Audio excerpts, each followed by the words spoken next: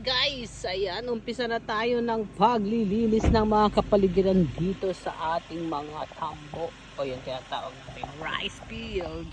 Ayan guys, yan guys. Ayan. Lilinisan yan. Ayan. Uunahan na namin yung mga tagalinis. Dito kasi patakaran nila. Maglilinis yung mga mamamayan, mga community dito. Tapos kung nadaanan na marumi yung paligid mo, syempre nakakahiya, di ba? So, nilinisan na nila. Ayun. Doon sa baba, nalinisan na nila kami. Ngayon pala.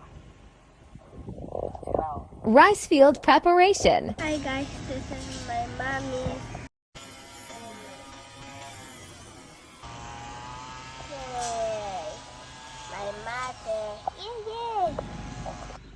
Hi guys, ayan na, tapos na. Ayan, isang